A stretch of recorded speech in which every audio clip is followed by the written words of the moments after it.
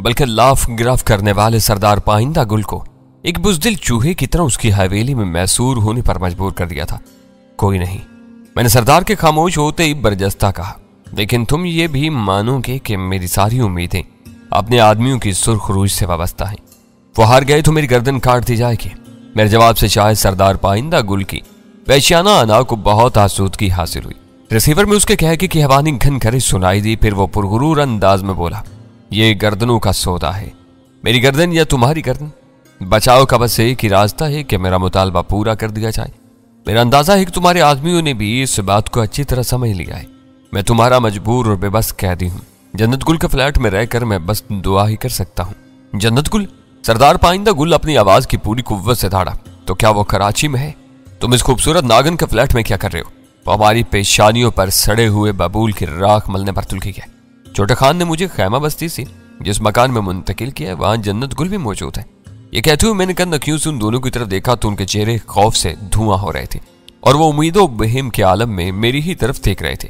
इन्हें सरदार पाइंदा गुल का गजबनाक लबलहजे का इल्म नहीं था, लेकिन वो मेरी जुबान से जन्नत गुल का नाम सुन चुके थे और शायद उन दोनों को अंदाजा था कि मेरा वो इंकिशाफ सरदार पाइंदा गुल को पागल कर देने की हद तक मुश्तिल कर देगा और वो इसी इम्कान से बहुत ज्यादा खौफजदा थे। छोटे खान ने मुझे उससे मुतारिफ करवाया है। मैंने अपनी बात का तसलसल बरकरार रखते हुए कहा, वो इस वक्त भी मेरे सामने बैठी हुई है। छोटे सरदार ने मुझे बताया कि वो इससे शादी करना चाहता है। नहीं डैनी, ये कभी नहीं हो सकता। सरदार पाइंदा गुल शायद तड़प कर बुलबुलाया था। तुम अब्दुर्रहीम खान को बता दो कि पहाड़ों में बसने वाले उकाब कंकर निकलकर अपने पेट के जहन्नुम सर्द कर लेते हैं, लेकिन चेहरों के कूड़ा घरों में सड़ते हुए मुर्दारों पर कभी नहीं झपटते। अगर इसकी शादी के लिए शिंगार वैली की किसी माँ की कोख से किसी लड़के ने जन्म नहीं लिया है तो इसे शादी का ख्याल दिल से निकाल देना चाहिए। ये मेरकम हो तो हर कदम पर 1000 लड़कियां मिल जाती हैं। वो अपनी हर रात एक नई लड़की के साथ गुजार सकता है। खाने आजम में यह जसारत नहीं कर सकता। मैंने वकारी के साथ गिड़गिड़ाते हुए कहा, इजाजत हो तो मैं फोन का रिसीवर छोटे खान को दे दूं, तुम खुद उससे ये सारी बात कर लो। नहीं, सरदार पाइंदा गुल की आवाज रिसीवर में गूंजी। मैं उसका मुंह नहीं लगना चाहता। उसे बता दो कि मुझे यह जानकर सदमा हुआ है कि मेरे भांजे, मेरे सगे खून से शिंगार वैली की कोई औरत अपनी बेटी बयाने पर अमाता नहीं है। उससे तो बेहतर था कि अब्दुर्रहीम खान अपनी माँ की कोखी में दम तोड़ गया होता। मैं कोशिश करूंगा, ये तुम्हारे खानदानी मसाइल हैं और मैं इन बारीकियों में उलझना नहीं चाहता। ऐसा ना हो कि छोटा खान मुश्तिल होकर मुझे हलाक ही करते। अभी तो वो मुझ पर बहुत मेहरबान है। उसकी मजाल नहीं कि तुम्हें हाथ भी लगा सके। बड़े खान का पारा दस्तूर चढ़ा हुआ था, तुम यरगमाली हो और कोई भी फैसला होने तक तुम पर वार करना हमारी रवायात के खिलाफ होगा। अब्दुर्रहीम खान जन्नत गुल के इश्क में कितना ही अंधा हो क्या हो, लेकिन वो अपने कबीले की रवायात से गद्दारी नहीं कर सकता। और हाँ, यकयक उसकी आवाज फिर बुलंद होगी, उसे ये भी बता देना कि लोग बिलावजह बातें नहीं बनाते। लंगड़ा जैगम खान पक्का नामर्द है। वो अपने नुत्फे से एक रिंगने वाला कीड़ा भी पैदा नहीं कर सकता। जन्नत गुल बिना वजह उस लंगड़े की वल्दियत पर इतराती फिरती है। उसकी माँ गुनाहगार थी। मैंने काबुल में उससे मुंह काला किया था। जन्नत गुल मेरी उसी भूल की पैदावार है और इसीलिए मैं उसे अपने किसी घर की बहू नहीं बना सकता। गंद का कीड़ा गंदगी ही में खुश रहता है। उसे खुशबुओं में बसाने की कोशिश करोगे तो वो घुटन से मर जाता है। सरदार, मैंने लरजती हुई आवाज में कहा, मुझ पर इतना बोझ ना डालो। छोटा खान मेरी जुबान से जैगम खान और जन्नत गुल के बारे में ऐसी बातें बर्दाश्त नहीं कर सकेगा। जन्नत गुल भी अमेरिकन स्कूल की पढ़ी हुई हिसास और समझदार लड़की है। हो सकता है कि वही मेरा काम तमाम करते। मैं ये सब नहीं कह सकता। जन्नत गुल के खून में अगर मेरा जरा सा भी असर है तो अपने हकीकी बाप का पैगाम पहुंचाने वाले पर उंगली भी नहीं उठा सकेगी। मैंने उसे अपने नाम के अलावा सब कुछ दिया है। उसकी तालीम तरबियत और देखभाल के लिए मैं आज तक जैगम खान को एक भारी वजीफा दे रहा हूँ। इस लड़की की परवरिश का बंदोबस्त करते हुए मैं भूल गया था कि कीचड़ में फेंक के जाने वाले पत्थर की चींटें अपने ही दामन को दागदार कर देती हैं। मेरे लिए वो बहुत होलनाक सूरत हाल थी। सरदार पाइंदा गुल जैसा मुअज्जज और बारसूख आदमी अपने एक गुनाह का खुला एतराफ करने के बावजूद अपनी नस्ली बर्तरी के जोम में दोगली नस्ल की उस लड़की के सर पर दस्ते चपकत रखने पर आमाता नहीं था। अपनी ही नाजायज बेटी से उसकी नफरत का यह आलम था कि उसने मुझ जैसे अजनबी कैदी को अपने राजों का शरीक बना लिया था। वो इसके कबायली खून में रचे हुए नफरत के जज्बे की इंतहा थी, जिसे समझना मेरे लिए या किसी और के बस से बाहर था। मेरी बातों से अब्दुर्रहीम खान और जन्नत गुल को भी मौजूद सुखन का अंदाजा हो चुका था। इन दोनों के चेहरे खौफ से जर्द पड़े हुए थे। कहने में यह था कि वो सिर्फ मेरे जवाबात सुन रहे थे। सरदार पाइंदा गुल की जहरनाक बातें उनके इल्म में नहीं थी, वरना शायद वहां इसी वक्त कोहराम बर्पा हो जाता। मैं कोशिश करूंगा कि तुम्हारा पैगाम छोटे खान तक पहुंचा दूं। मेरी जुबान से इतनी ही बात निकली थी कि अब्दुर्रहीम खान हाथ बढ़ाकर मेरी तरफ आया और मैंने माउथ पीस में कहा, लो छोटा खान खुद ही तुमसे बात करनी चाह रहा है। मैं रिसीवर उसे दे रहा हूँ। सरदार पाइंदा गुल की गजबनाक गुर्राहटें उभरी। वो यकीनी तौर पर अपनी मादरी जुबान में बड़ी बड़ी गालियां दे रहा था। फिर उसकी जानिब से यकलख्त फोन बंद कर दिया गया। मैंने मायूसाना अंदाज में बेजान रिसीवर अब्दुर्रहीम खान की तरफ बढ़ा दिया। यह तो बंद हो चुका है। वो रिसीवर कान से लगाते ही पुरतशवीश लहजा बोला, हाँ बड़ा खान, तुमसे बात करने से गुरेज कर रहा था। मैंने नजरें झुकाकर आइसगी के साथ कहा, तुमको सरदार बाबा से जन्नत गुल के बारे में बात करने की क्या जरूरत थी? और रिसीवर को गुस्से में फर्ज पर मारते हुए उठाड़ा। मुझे मालूम है कि सरदार बाबा गुस्से से पागल हो गया होगा। मुझे क्या मालूम था कि जन्नत गुल का नाम ही बड़े खान को अच्छे जेर पा कर देखा। मैंने टूटा हुआ रिसीवर क्रैडल पर रखते हुए शर्मसारी के साथ कहा, तुम्हें पहले ही मुझे बता देना चाहिए था। सरदार पाइंदा गुल तुम्हारे और जन्नत गुल के महल जोल को किसी भी कीमत पर बर्दाश्त करने के लिए तैयार नहीं है। लेकिन क्यों? मैंने उसकी कौन सी जागीर मारी हुई है? जन्नत गुल किसी भूखी शेरनी की तरह कुर्राई। तुम चुप रहो। मेरा लब कुशा होते ही अब्दुर्रहीम खान बोल पड़ा, मैं सब जानता हूँ। मैं कभी ना कभी सरदार बाबा को समझा लेता, लेकिन इस वक्त तुमने जन्नत गुल का जिक्र करके सब कुछ तबाह कर दिया। जो होना था वो हो गया, अब इसे लौटाया नहीं जा सकता। इसे मेरी किसी बदनीति का दखल नहीं था और न गलत बयानी का। सरदार पाइंदा गुल ने मुझसे जो कुछ कहा मैं उसे दोहराने की हिम्मत भी नहीं कर सकता। वो मुझसे इस कदर क्यों बेदखता है? मैंने उसका क्या बिगाड़ा है? जन्नत गुल छोटे खान से बोली, कुछ नहीं, बस वो नस्ल खराब होने से डरता है। तुम्हें मालूम है कि उसकी कोई नरीना औलाद नहीं है और उसका सारा जोर मुझ पर ही चलता है। अब्दुर्रहीम खान ने उसे समझाया, लेकिन जन्नत गुल ऐसी बातों से बहलने वाली नहीं थी। वो चीख कर बोली, जब उसके छोटे भाई ने कंधारी बजाज की लड़की से शादी की थी तो उसे अपना हस्ब नस्ब बिगड़ने का ख्याल नहीं आया था। अब्दुर्रहीम खान ने अचानक ही अपनी मादरी जुबान में कुछ बोलना शुरू कर दिया। उससे पहले वो मुसलसल उर्दू बोल रहा था और जन्नत गुल अंग्रेजी में बरस रही थी। वो दोनों कुछ देर तक अपनी मादरी जुबान में तकरार करते रहे। फिर छोटे खान ने मुझे अपने कमरे में जाने के लिए कहा और मैं वहां से उठ गया। अब्दुर्रहीम खान जन्नत गुल को वहीं छोड़कर मेरे पीछे आया और कमरे में पहुंचने के बाद राजदाराना लहजे में बोला, मुझे मालूम है कि सरदार बाबा ने तुमसे बहुत कुछ कहा होगा, लेकिन तुम अपनी जुबान बंद रखना। जन्नत को इन कड़वी कसेली बातों का इल्म नहीं होना चाहिए, वरना वो मरने मारने पर तुल जाएगी। अगर सरदार बाबा दुरुस्त कहता है तो जन्नत गुल के रगों में भी उसी का गर्म खून गर्दिश कर रहा है। मुझे जानकर हैरत हुई कि अब्दुर्रहीम खान अपने मामू की सोच से इस हद तक वाकिफ था। मैंने उसे अपनी जुबान बंद रखने की यकीन दहानी करवाई और उसने अपनी रूठी हुई महबूबा को मनाने के लिए वापस जाते हुए मेरा कमरा मुकफ्फिल कर दिया। सरदार पाइंदा गुल से मेरी जो बातें हुई थी उन्होंने मेरे दिलो दिमाग को हिला कर रख दिया था और मेरे जहन में वीरा की कहानी ताज़ा हो गई थी।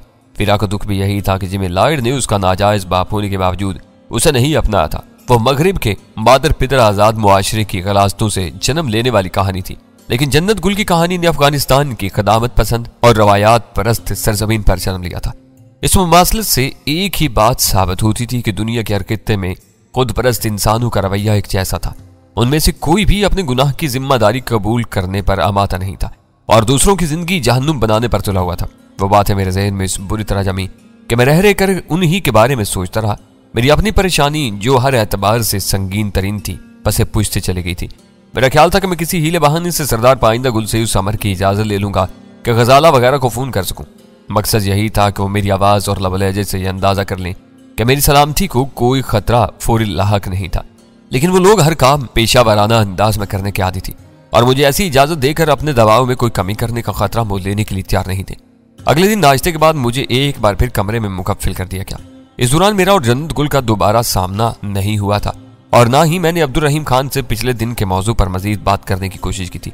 वो उनके बाहिमी मामलात थे जिन्हें वो खुद ही बेहतर तौर पर सुलझा सकते थे। मेरा मसला अपनी रहाई का था जिसके फौरी तौर पर कोई सूरत बनती नजर नहीं आ रही थी। वक्ती तौर पर यही गनीमत था कि मुझे खुली धूप में तपते हुए आईनी कंटेनर की सोबतों से निजात मिल गई थी और आराम करने के लिए नरम बिस्तर मुयसर था। दोपहर के करीब मेरे दरवाजे के करीब कदमों की चाप सुनाई दी तो मैंने उस पर कोई तवज्जो नहीं थी। वो तीनों इस फ्लैट में चलते फिरते रहते थे। वो आटे मेरे दरवाजे पर रुकी और फिर कुफल में चाबी लगने की आवाज आई तो मैं बिस्तर से उठ बैठा। मुझे ख्याल हुआ कि शायद दोपहर का खाना कबल अज वक्त ही लाया जा रहा है।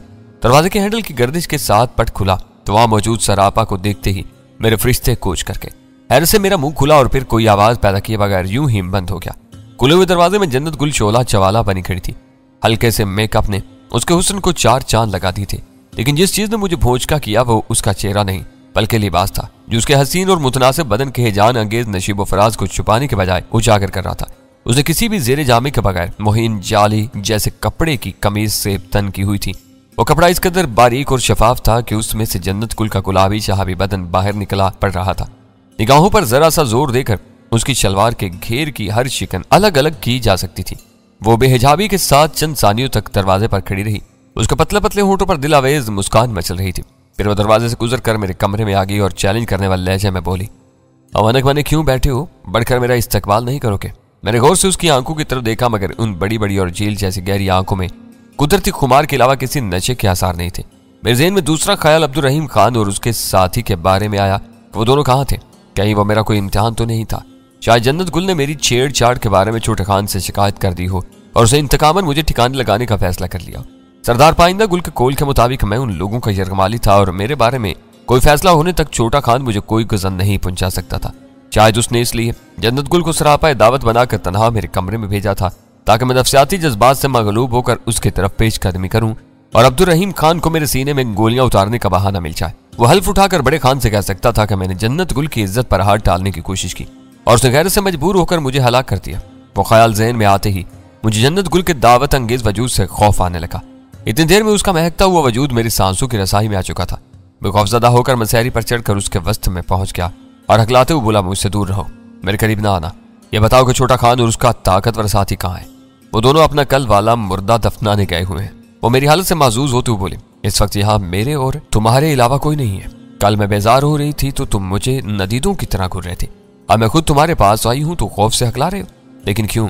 तुम मेरे पास क्यों आई हो? मैं उसकी बात पर एतबार नहीं कर सका। तुमने ये कैसा लिबास पहना हुआ है? छोटे खान ने हम दोनों को इस हालत में देख लिया तो वह हम दोनों को गोली मार देगा।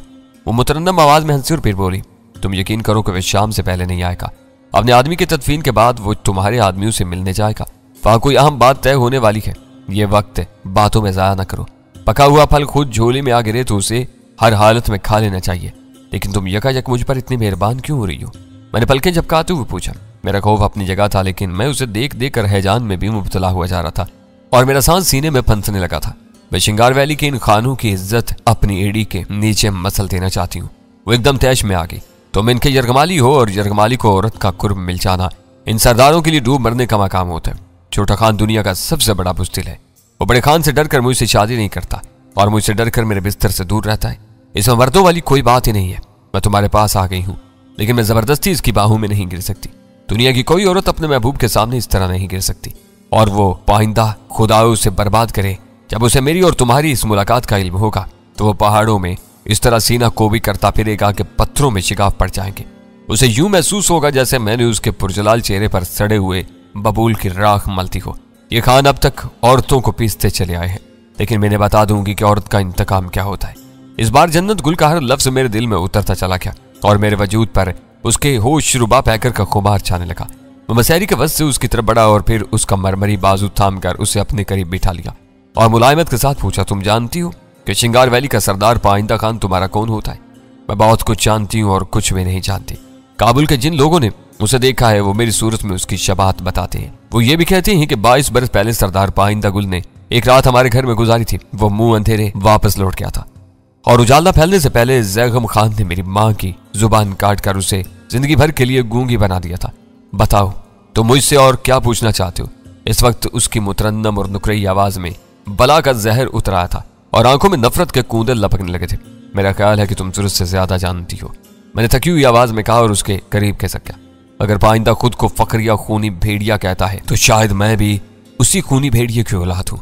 मैं इन खूबसूरत लिबादों को अपने दांतों से नोच डालूंगी जो उसने अपने मकरू वजूद में सजाए हुए। ये कैसा अंधेर और जुल्म है कि वो चोरी छुपे मेरा बाप होने के दावे करता फिरता है, लेकिन सरेआम मुझे एक तवाइफ की इज्जत देने पर भी अमाता नहीं है।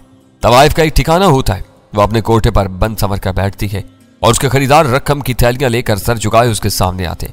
वो इस कदर आमिर हो गया है कि अब्दुल रहीम खान को मेरी बोली लगाने से भी रोक रहा है। मुझसे फना कर दूं कि इस वक्त जन्नत गुल मजलूम थी और मैं दुनिया के हर आली हौसला मर्द की तरह उसका पुश्त पना बना हुआ था। मैं नरमी से उसे पुचकार कर कहा, तुम शिंगार वैली वालों की रवायात को मुझसे ज्यादा जानती हो। अगर तुम मेरे ताउन से सरदार पाइंदा गुल को जलील और रुसवा कर सकती हो तो मैं तुम्हारा साथ देने के लिए तैयार हूँ। उसने अपनी खैर बार नजरें उठाकर मेरी तरफ देखा, फिर उस नर्म नाजुक लड़की को अपने जज्बों पर कोई इख्तियार नहीं रहा। उसे अचानक ही अपना चेहरा मेरे सीने में छुपाया और फिर बिलक कर रो पड़ी। मैंने फौरन ही उसके पैकर को अपनी मजबूत बाहों में समेट लिया। वो आग और तेल का मिलाप था। उसकी तरफ से मेरे दिल में सुलगती हुई चिंगारियों ने यकायकी होलनाक अलाव का रूप धार लिया। मैं ज्यादा देर तक उसे तसल्ली और तशवी देने के काबिल नहीं रह सका। वो खुद भी जानती थी कि वो आग से खेल रही है। उसकी तमाम तर तैयारियां ही इस आग को भड़काने के लिए थी। वो शिंगारा वैली के सरदार पाइंदा गुल की इज्जत को अपनी एड़ियों के नीचे मसलने के लिए बेचैन थी। सड़े हुए बबूल की राख उसके चेहरे पर लुथेड़ देना चाहती थी। चंद ही लम्हों में वो अपना रोना भूल गई थी और दोबारा उसी रूप में आ गई जो फ्याज और दिल नवाज था। वो एक बिखरा हुआ तूफान था जो अपने जोर में सब कुछ खसो खाशाक की तरह बहा ले जाना चाहता था। वक्त का एहसास खत्म हो चुका था और मैं उस तूफान के ज़ेरो बम में बस बहे चला जा रहा था कि अचानक ही मुझे छोटा खान याद आया जो शाम तक वापस आने के इरादे से क्या हुआ था और शाम बस से हो ही चली थी। जन्नत गुल भी वो ख्याल आते ही चौंक पड़ी और मुझे तेजी से तैयार होने की हिदायत करती हुई इस कमरे से बाहर चली गई। मेरे पास अपने तन के 2 कपड़ों के सिवा रखा ही क्या था जो मैं तब्दील करता। एक लम्हे के लिए मुझे ख्याल आया कि मैं छोटे खान के कपड़े इस्तेमाल कर लूं, लेकिन उसका बदन मेरी जिसामत से बहुत मुख्तलिफ था। मैंने अपने जलते हुए बदन पर ठंडे पानी की तेज धारें बहाकर अपने सनसनाते हुए आसाब को एतदाल पर लाने की कोशिश की और फिर चंद ही मिनट में ताजा दम होकर एक कुर्सी पर बैठ गया। थोड़ी देर बाद जन्नत गुल आई तो उसके बदन पर माकूल लिबास था और वह हर एतबार से बावकार नजर आ रही थी। मैंने अपनी रस्टवाज पर निगाह डाली तो शाम के 5:30 बज रहे थे। वो मेरे रूबरू आ खड़ी हुई तो मैंने उसे बैठने के लिए कहा, लेकिन वो मानी के अंदाज में मुस्कुराने लगी। मैंने छोटे और बड़े खान से बगावत यहाँ बैठे रहने के लिए नहीं की है। अब मैं यहाँ रही तो मेरे बदन के टुकड़े उड़ा दिए जाएंगे। उठो, हमें अब्दुर्रहीम खान या उसके आदमी की वापसी से पहले यहाँ से निकल जाना चाहिए, वरना हमें ऐसा सुनहरा मौका दोबारा नहीं मिलेगा। उसकी वो बात सुनते ही मेरा ज़हन माऊफ होकर रह गया। वो लाख परी पैकर और दिल रुबा सही, लेकिन मैंने उसे अपने जानी दुश्मनों की इज्जत समझकर वक्त गुजारी के लिए उसकी जात में दिलचस्पी ली थी, लेकिन वो मुझे अपनी गर्मजोशी और खलवत की रिश्वत देकर मेरे गले का हार बनने पर मायल नजर आ रही थी। उसके साथ वहां से फरार मेरे लिए किसी भी तरह मुनासिब नहीं था। उसे मेरे साथ देखकर गजाला भड़क कर कोई भी इंतहाई कदम उठा सकती थी और फिर सरदार पाइंदा गुल से ऐसे खौफनाक दुश्मनी की दाग मिल पड़ सकती थी कि मेरी सारी उम्र भागते भागते ही गुजर जाती। उसका पूरा कबीला था और मैं अपनी जात में बिल्कुल तनहा। मैं कहां तक उसका मुकाबला कर सकता था। जर और जमीन की खातिर जन्म लेने वाली दुश्मनियां इतनी होलनाक होती हैं कि कबायली इलाकों में पूरी पूरी नस्लें उनका ईंधन बन जाती हैं। जन्नत गुल सिर्फ औरत ही नहीं, बहुत खतरनाक औरत थी। उस हसीना के बारे में किसी भी वक्त सरदार पाइंदा गुल का खून जोश मार सकता था कि वो दर हकीकत उसी का खून थी। क्या सोच रहे हो? उठो और यहां से निकलने की फिक्र करो। उसने मुझे सोच में गुम देखकर मेरा शाना हलाते हुए कहा, बच निकलोगे तो सोचने के लिए पूरी उम्र मिल जाएगी। मैं ये सोच रहा हूं कि मैं तुम्हें लेकर कहां का रुख इख्तियार करूंगा। मैंने उसकी आंखों में देखते हुए कहा, मेरे फ्लैट पर मेरी बीवी तुम्हारा साया भी बर्दाश्त नहीं कर सकेगी। उसने तेजी के साथ मेरी बात काटी। इस ख्याल में ना रहना कि तुम पहली ही नजर में मुझे जीत चुके हो और सिर्फ एक बार मोहब्बत करती है। अब्दुर्रहीम खान लाख बुज़दिल और बेहिम्मत सही, लेकिन वही मेरा महबूब है। मैंने तो सरदार पाइंदा गुल को जलील और रुसवा करने के लिए तुम्हारी जात में दिलचस्पी ली थी और मेरा वो मकसद पूरा हो चुका है, लेकिन मेरा मिशन किसी भी 4 दीवारी में बंद रहकर पूरा नहीं हो सकता। यहाँ से निकलने के बाद मेरे और तुम्हारे रास्ते जुदा हो जाएंगे। मैं सरदार पाइंदा गुल के हर जानने वाले को इन लम्हों की कहानियां सुनाऊंगी जो मैंने उसके एक यरगमाली के साथ गुजारे हैं। मुझे असल खुशी इसी वक्त होगी जब लोग मेरे हवाले से उससे बेरहमी के साथ सवालात करेंगे और उसे मुंह छुपाने की जगह तक नहीं मिलेगी। उसका मंसूबा बहुत खौफनाक और वहशियाना था। वो एक औरत थी, लेकिन कोई भी कमजोर सी औरत जब इंतकाम लेने पर तुल जाती है तो शहजोर मर्दों के पैरों तले से जमीन से रखने लगती है। उसके अज़ाइम वाज़े होने के बाद मेरे सर पर से बहुत बड़ा बोझ हट गया, लेकिन मैंने जन्नत गुल की दिलजोई के ख्याल से फौरी तौर पर अपनी जगह छोड़ने के बजाय फिक्रमंदाना लहज़े में पूछा, वो तो ठीक है, लेकिन फिर भी मेरा सवाल अपनी जगह है। यहाँ से जाने के बाद तुम्हें फौरन एक महफूज ठिकाने की जरूरत होगी। तुम कहाँ जाओगे? तुम यूं ही दर बदर भटकती रही तो वो लोग बहुत जल्द तुम तक पहुंच जाएंगे। अब्दुर्रहीम खान के एक इशारे पर अफगान खैमा बस्ती के सारे बासी तुम्हारी तलाश में निकल खड़े होंगे। मैं उन लोगों से जरा भी खौफजदा नहीं हूँ। खैमा बस्ती के बस से वो किने चिने लोग मुझे पहचानते हैं जो छोटे खान के लिए उल्टे सीधे काम करते रहते हैं। उनसे बचने के लिए मैं 1-2 रोज के लिए शहर के किसी छोटे से होटल में पनाह ले सकती हूँ। तो मेरी बिल्कुल फिक्र ना करो। मैंने अब्दुर्रहीम खान की अलमारी में से 20-22 हजार रुपए निकाल लिए जो मुझे सरहद पार पहुंचाने के लिए काफी होंगे। तुम अच्छी तरह जानती हो कि किसी भी अकेली और खूबसूरत औरत के सैकड़ों हमदर्द पैदा हो जाते हैं। मेरा एक बार यहाँ से निकलना शर्त है। अगर तुम अब भी सोच विचार करते रहे तो मैं अकेली ही निकल खड़ी होंगी। बात मुनासिब मोड़ तक आ गई थी, इसलिए मैंने एक झटके के साथ अपनी जगह छोड़ दी। जन्नत गुल ने शायद उस फ्लैट में काफी अरसा गुजारा था, इसलिए वहां से निकलते हुए उसने हर तरफ विदाई नजर दौड़ाई और फिर हम दोनों फ्लैट से बाहर आ गए। मैंने इस वक्त पहली बार देखा कि वो इमारत ज़ेर तकमील और खासी खैराबाद थी। शायद अब्दुर्रहीम खान वाला फ्लैट खास तौर पर तैयार करवाया गया था, वरना उसके सामने वाले फ्लैट पर रंग रोगन तक नहीं किया गया था। हम दोनों चंद सीढ़ियां ही उतर न पाए थे कि बाहर किसी गाड़ी के रुकने की आवाज आई। लम्हा भर के लिए मेरे दिल की धड़कन तेज हो गई। फिर सीढ़ियों पर किसी की तेजी से ऊपर आने की आवाज आने लगी। जन्नत गुल ने मुस्कुराती हुई नजरों से मेरी तरफ देखा और मैंने आने वाले को रास्ता देने के लिए उसके पीछे हो गया। चंद लम्हों बाद वो शख्स सामने आया तो मेरा दिल उछल कर हल्क में आ गया। वो छोटा खान था। सीढ़ियों पर जन्नत गुल को अपने सामने पाकर बस एक लम्हे के लिए वो हैरान नजर आया। फिर मुझ पर निगाह पड़ते ही शायद सारा खेल उसकी समझ में आ गया। उसकी आंखें गुस्से की शिद्दत से अपने हलकों से बाहर आती हुई महसूस होने लगी। उसकी गर्दन की रगें भी तेजी के साथ फूलने पिचकने लगी थी। कहाँ जा रही हो? उसने किसाम की फुनकार से मुशाबा तेज सरगोशाना आवाज में पूछा। मैं पाकीज़ा नहीं रही हूँ, इसलिए यहाँ से जा रही हूँ। जन्नत गुल की आवाज सख्त और बेरहमाना थी। मेरे और डैनी के दरमियान वही रिश्ता है जो सरदार पाइंदा गुल और मेरी माँ के दरमियान था। पाजबर था और यहाँ मेरी रजा शामिल हाल थी।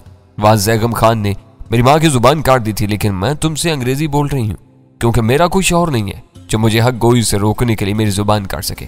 जन्नत गुल के एक एक लफ्ज के साथ रहीम खान की मुठ्ठियां भींची जा रही थी। मैंने खास तौर पर नोट किया कि उसके बाएं हाथ में चाबियों का एक रिंग मौजूद था, जिसमें शायद उसकी गाड़ी की चाबियां भी मौजूद थी। तो तुम कंजरी हो गई हो? छोटा खान गजबनाक लहजे में हो रहा है। तुमने एक शर्गमाली की सेज सजाकर पूरी श्रृंगार वाली के मुंह पर थूका है। तुम ऊपर चलो तो मैं तुमसे समझता हूँ। और ये शर्गमाली? उसकी आवाज फरते गजब से कांप गई। इसका तो नसीब ही खराब है। इसके आदमियों ने सरदार बाबा के कदमों में अपना सर झुकाकर आज हमारे माल का पैकेट हमें लौटा दिया है और मैं इसकी आजादी का फैसला करके यहाँ आया था, लेकिन इसका कत्ल शायद मेरे हाथों लिखा जा चुका है। इसने एक अफगान औरत की पुश्त पर सवार होकर भागने की साजिश की है। मैं इसे माफ नहीं करूंगा।